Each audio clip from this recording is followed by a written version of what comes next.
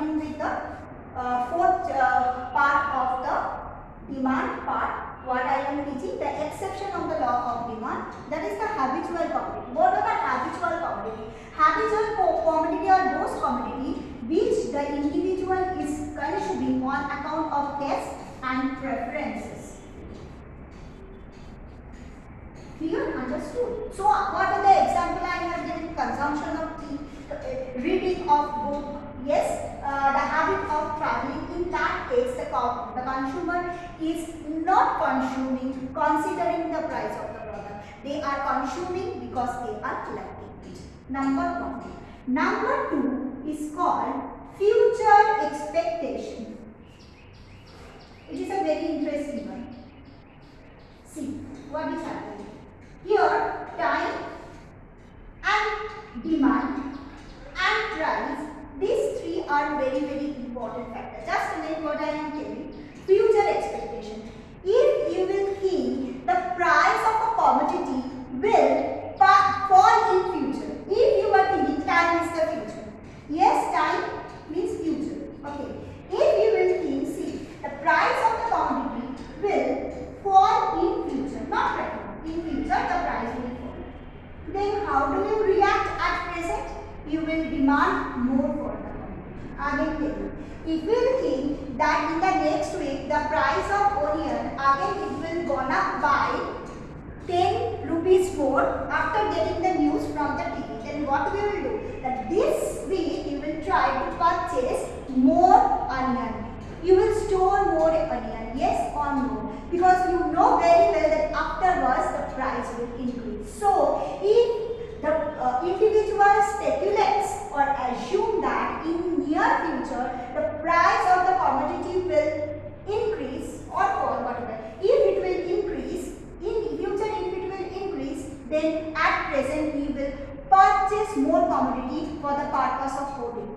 But if you have a prediction by getting the information from the different sources, then no, next week there is a possibility that the price of the onion will fall. More or less you are very sure, then at present you will purchase less commodity. Yes or no? Obviously yes. So if you are sure that in future the price of the commodity of onion will fall, then at present what you will do? At present what will do? If it will fall in future, then at present what will happen? You will also demand for the commodity less.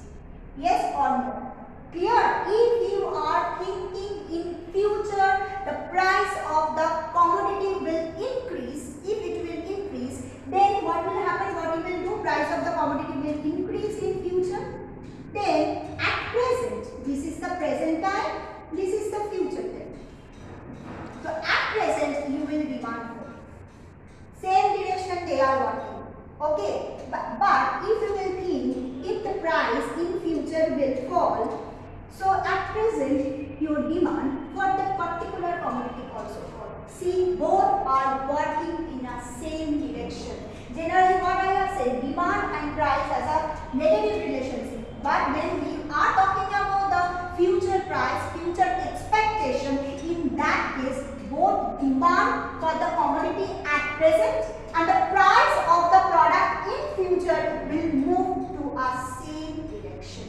Okay, that is called you will get all the notes in PDF, but remember we are talking about the future expectation. In that case the law of demand will never ever work.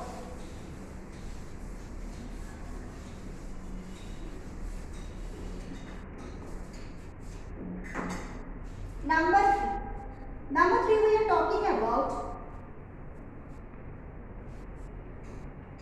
Veblen effect. It is a very another interesting thing. The Veblen effect, or it is also known as Kohn-Shenock effect, or it is known as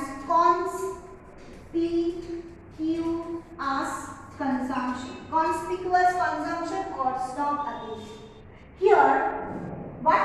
Here, this effect is not applicable to all type of consumer. It works on niche. Niche means a small customers. It works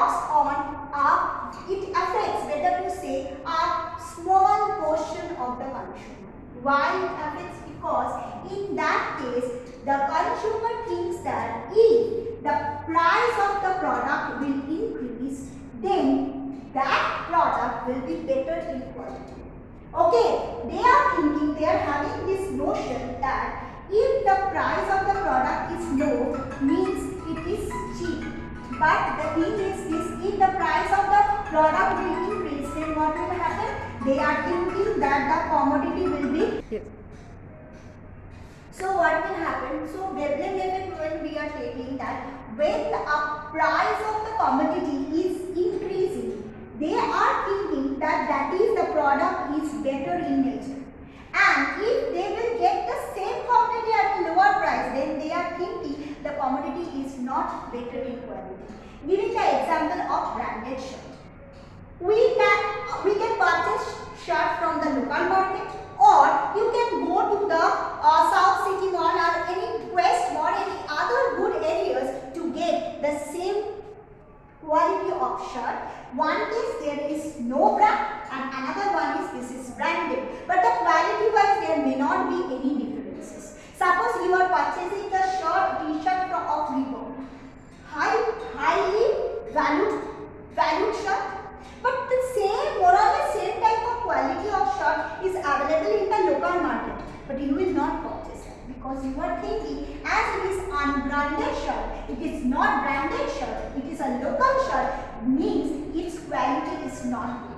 But if I will purchase the shirt from the Quest Mall, where I will get a different type of brands, then what will happen? The shirts are very good in nature.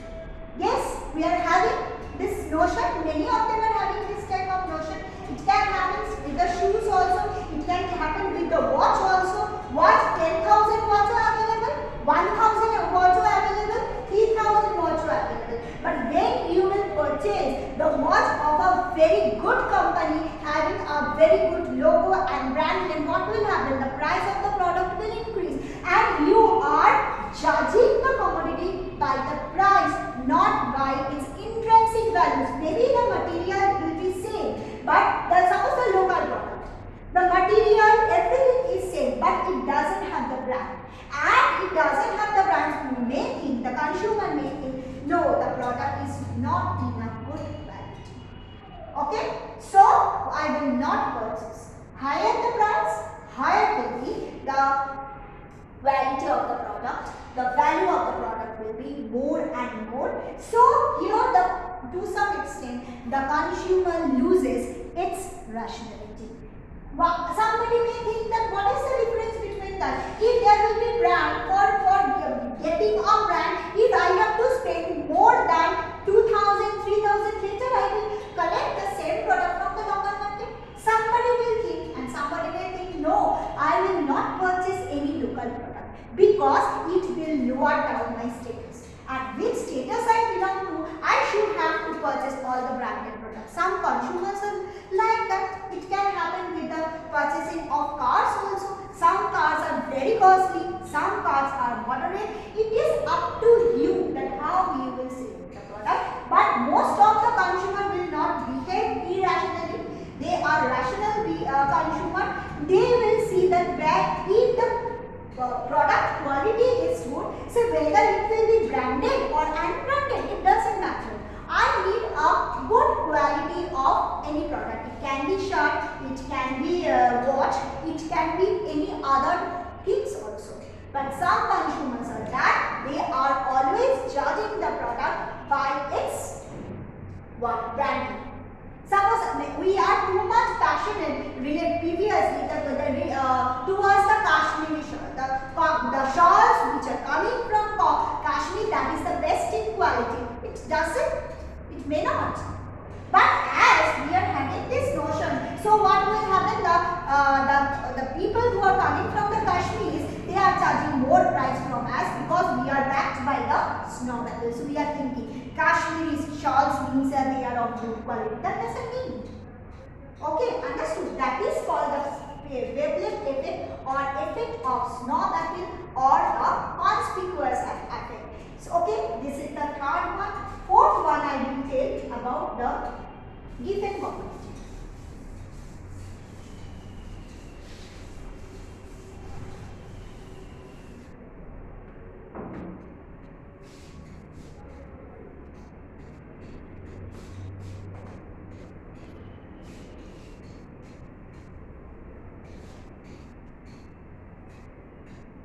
See, what is the given commodity? Very common, cheap and necessary. Food not ready, please understand. Cheap and necessary commodity. These commodities are those commodities which are cheap and necessary in nature. Give one example, bread. Yes, so we are having the bread. It is very costly. No. Bread and biscuit. These are the best examples I found. So what? Bread and biscuit. What is happening? Each and every day we are consuming bread, biscuits we are consuming. And another one very good, potato. I think almost all the consumers are having these three items: bread, biscuits and potato. Now see what is happening. What I have taught you, if it is a normal commodity, if the price of the product will increase, then what will happen? The demand, generally, the demand of an individual or the market demand for that commodity will fall. Yes or no? But in these cases, that is not happening. Giving the example. Suppose potato. Potato we are using in our daily life. Nobody can do that. Now, today you went to the market and see that potato is available at rupees 34 rupees. Very good. Now, again after 2 days you went to the market. You find that potato is available right now at 38 rupees. Happening, price is fluctuating per day. Today, 1 week before, suppose, which was available at 34 rupees, and after 1 week it is available at 38 rupees. 4 rupees per kg, there is a difference. What will happen? You will not purchase? Definitely, you will purchase. You will purchase potato because you cannot omit this product because it is needed in your life. Daily life, it is a necessary commodity. Moreover, it is not too costly in nature. Right now, if the price of the potato has been increased by 4 rupees, what will happen? You will consume the potato at the same level. Obviously, if you need 2 kgs potato per week, what you will do? You will not purchase. You will purchase obviously 2 kgs. Then what you will do? You will purchase 2 kgs of potato. But what you will do? You will reduce the consumption of other products.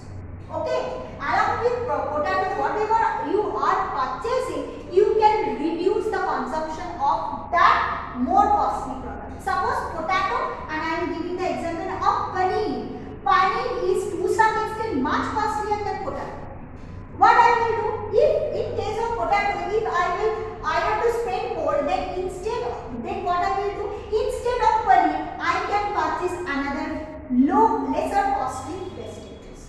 The paneer can be substituted by cabbage or by cauliflower, or I can purchase paneer but the kg or the gram will be reduced. I can reduce the consumption of paneer but I will not reduce the consumption of potato. Suppose you are making a paneer curry. Paneer curry needs potato, and not only that, potato is needed in any cases of any type of cooking. So what I will do? It is a highly needed commodity. So I will purchase the commodity as it is, and how can I adjust my budget? Then I will do the reduction of those items which are costly. Given the example of paneer, okay, if the price of the potato, like potato has increased, weight has increased, then what you will do? Okay, I will this week or this month I am not having paneer. Paneer can be replaced by less costly vegetables like cabbage, cauliflower. It can be highly done. Okay, so all these are bread, biscuit, potato. These are called given commodity, cheap and necessary commodity. Because if the price of this commodity will increase, the consumer will not reduce the consumption of this commodity, but they will adjust their consumption budget with the more costly commodity. Suppose chicken curry, chicken, potato we need. So if the price of the potatoes is increasing, what we will do? I can reduce the consumption of meat, but not the potato, because potato in respect to chicken and meat is far less costly. So all the cases what I have taught: habitual commodity, future expectation, of law of demand, and in all the cases, in all the exceptions, what will happen? The demand curve will be upward rising, because here the demand and the price has a positive relationship. So in case of exception of demand, the demand curve will be upward rising, keeping a positive relationship between the price and the quantity demanded. Thanks. Again, I will give the next video very soon. Part 3 and part 4 both will be followed by video.